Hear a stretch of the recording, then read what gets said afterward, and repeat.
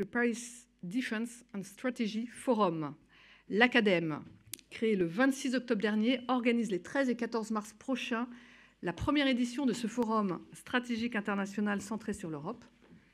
L'ambition est haute, les attentes sont fortes, permettre à la pensée stratégique française et européenne de contribuer de manière efficace au débat de sécurité et de défense.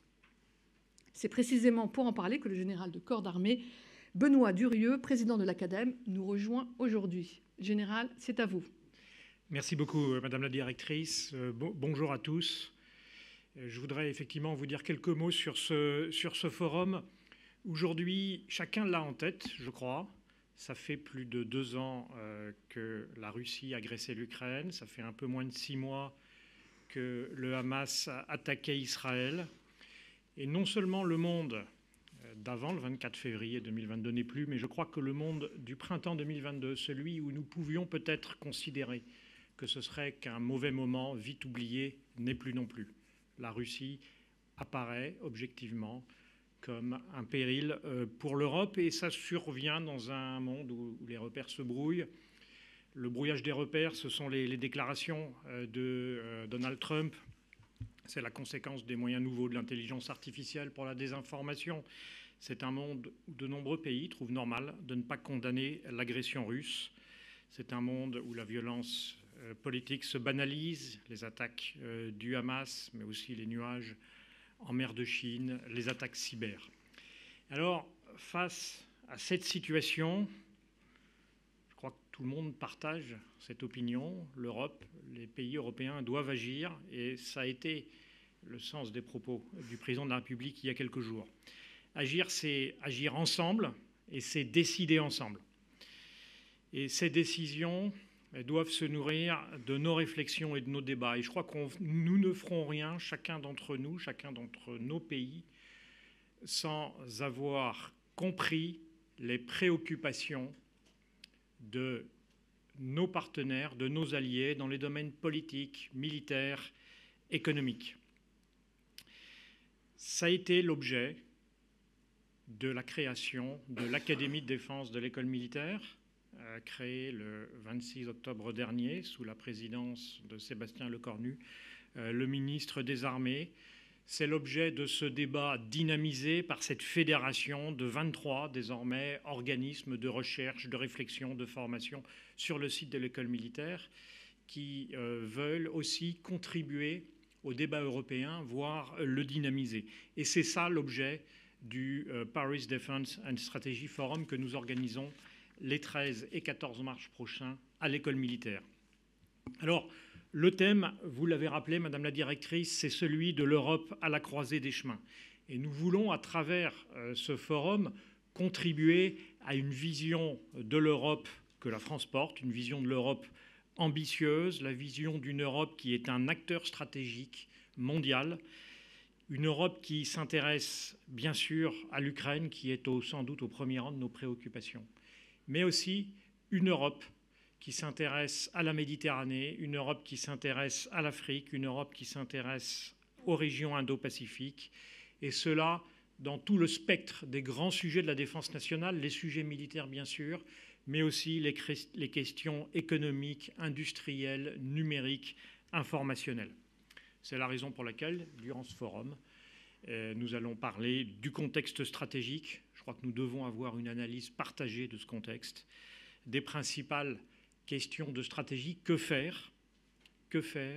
Quel type d'action conduire dans chacun des domaines pour obtenir des objectifs politiques et puis de l'avenir aussi de l'architecture de défense et de sécurité européenne. Que se passera-t-il après la guerre en Ukraine? Tous ces sujets, il faut que nous en parlions ensemble. Alors, ce forum, c'est quoi exactement? Ce forum, nous l'avions imaginé assez tardivement pour un forum de ce type, à vrai dire. Nous avons commencé à y travailler au mois de novembre. De manière relativement ambitieuse, nous voulions faire un forum international, mais une ambition qui, au départ, était assez mesurée. Et en fait, on a très vite constaté qu'il répondait à un vrai besoin. Il y a eu un engouement auquel nous ne nous attendions pas, en réalité. En Europe, mais aussi au-delà de l'Europe, en Afrique, aux États-Unis, au Canada, en Asie, des appels de toute l'Europe, de toutes les ambassades européennes à Paris qui nous ont demandé d'inviter des responsables de leur pays.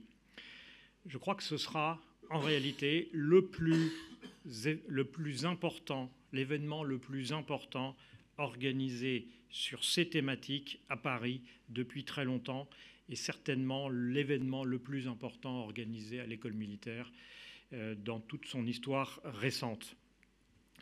En constatant ce succès, comment ne pas penser à cette idée de Victor Hugo qui dit « Rien n'est plus fort qu'une idée dont l'heure est venue ». Et je crois que l'heure de ce forum était véritablement venue. Alors, plus concrètement, ce forum, ce sera à l'école militaire sur 2 jours, 63 événements, des tables rondes, des conférences, des masterclass, des ateliers qui seront organisés dans 4 amphithéâtres et 5 salles de conférences armées simultanément.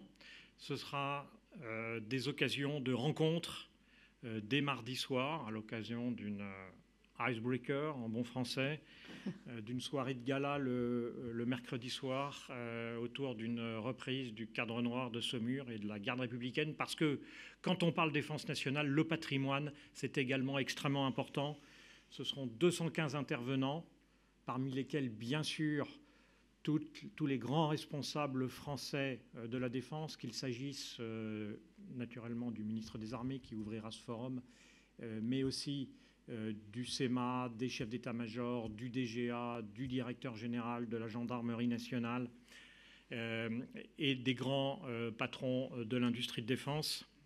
Ce seront par exemple 5 présidents de commissions de la défense de pays européens qui seront rassemblés autour de Thomas Gassilou, le président français, le président de la commission de la défense et des forces et de l'Assemblée nationale, et puis de nombreux officiers généraux de l'OTAN, de l'UE, des universitaires, d'autres parlementaires, de très nombreuses délégations en provenance d'Ukraine, de Pologne, de Roumanie et de nombreux autres pays européens, plus de 80 diplomates étrangers, 80 attachés de défense, 22 dirigeants d'entreprises de la BITD, plus de 2500 visiteurs inscrits. C'était uniquement sur invitation, donc c'est 2500 personnes qui ont accepté cette invitation.